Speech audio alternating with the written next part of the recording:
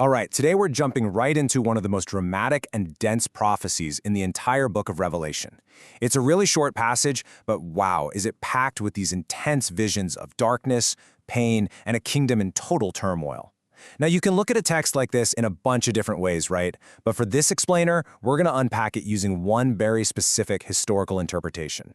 So let's just start by reading the full verse straight from Revelation chapter 16. As I read this, I want you to really listen for a few key phrases. The seat of the beast, kingdom full of darkness, and how the people react. They gnawed their tongues for pain, but repented not. So that raises a huge question, doesn't it? Is this all just, symbolic language?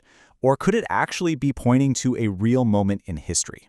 The interpretation we're going to walk through today treats it exactly like that, like a historical puzzle. And we're going to put the pieces together one by one. Okay, so to solve any puzzle, you've got to identify the key players first. The verse talks about the beast and the seat of the beast. So who is the beast and what exactly is its seat?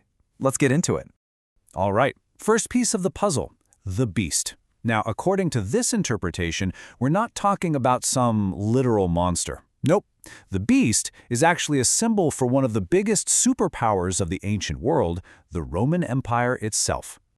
Okay, so if the beast is Rome, that leads us to the next clue, the seat of the beast.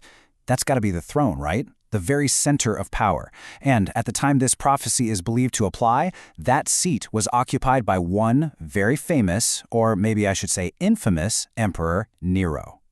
So, we've got our main characters, the Roman Empire and Emperor Nero. Now let's see what happens next in the prophecy. What happens when this vial gets poured out on Nero's throne? Well, the kingdom gets plunged into darkness. And this is where it gets really interesting, because you can actually map this onto a specific historical timeline of just total chaos. Look at this. In 64 AD, Nero kicks off his persecution of Christians. A few short years later, he's dead. And that creates this massive power vacuum. What comes next is pure mayhem, a period we now call the Year of the Four Emperors. It was basically a non-stop, brutal civil war across the entire empire. And that historical turmoil? It just seems to line up perfectly with the language in the prophecy. Remember, his kingdom was full of darkness? The parallel is pretty stark. So, to be clear, this interpretation isn't saying the sun literally went out. The darkness here is a metaphor, and a powerful one at that. It's talking about a moral and social darkness, the constant wickedness, the political chaos, the endless warfare that was just tearing the Roman Empire apart from the inside.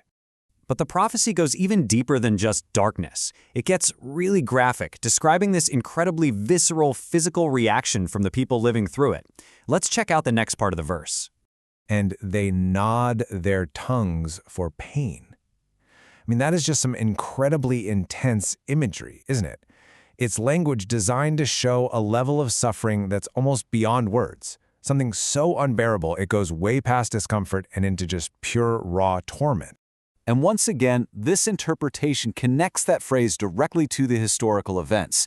What could possibly cause that kind of agony? Well, think about the immense, widespread suffering of ordinary people during those non-stop, brutal civil wars. It wasn't just a localized problem. It was a pain that was felt all across the empire. So this all leads up to the final part of the verse.